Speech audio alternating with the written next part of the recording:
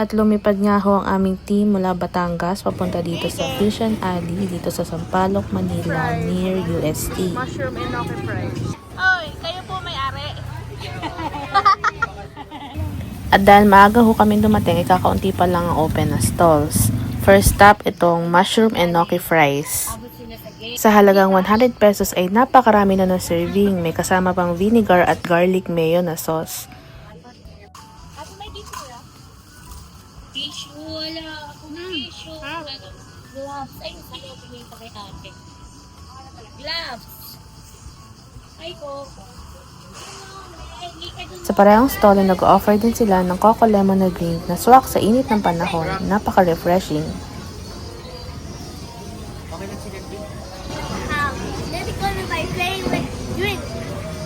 Second stop ay itong chicken feet na kine-crave ni Jayron. 100 pesos ang isang serving na may 3 pirasong malalambot at savory na chicken feet.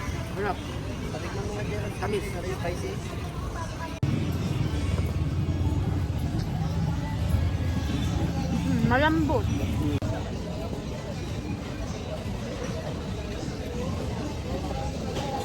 Sunod naman ay itong sweet xiaolongbao, 100 pesos, 5 pieces na. At dahil nasarapan ang kids, nag-take out pa kami ng 2 tubs ng ready to cook na choco xiaolongbao, 240 pesos per tub, 12 pieces na.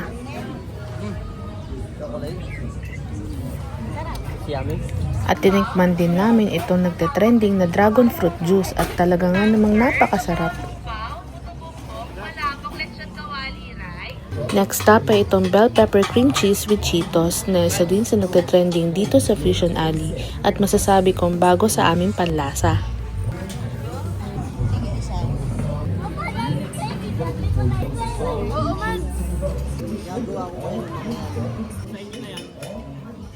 Tinikman din namin itong grilled enoki mushroom with bacon. Pero bago yan, nakuha ni Coca-Cola ang aming atensyon. Mamigay ba naman ng libreng Coke? Siyempre pag libre, nanginginig pa.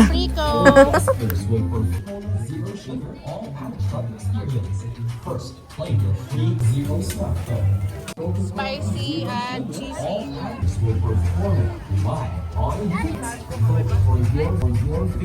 At dahil favorite ni Jada ng croffle, syempre order kami nun. I need chocolate with marshmallow.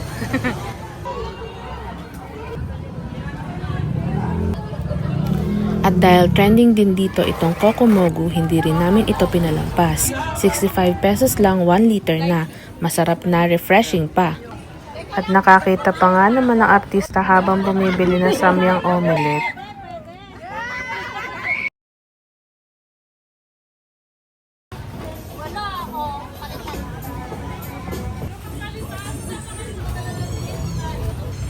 Hinanap at tinikman din namin ang nagte-trending na crispy bagnet sisig. Tunay nga namang napakasarap. 120 pesos, may kanin na. Let's take them tayo. Let's tikim tayo.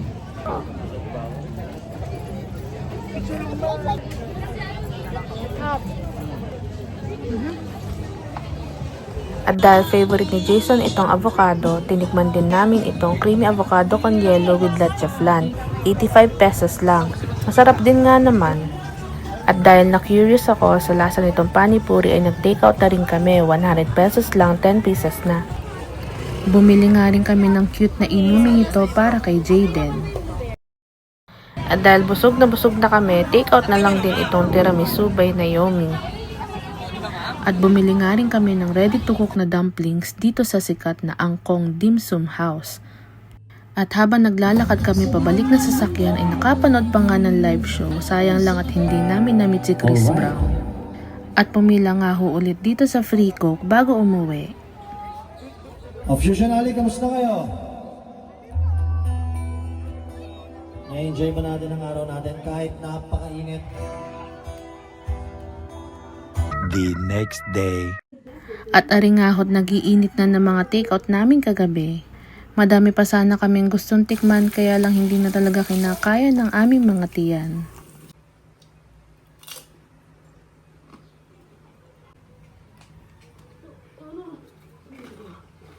Lutong.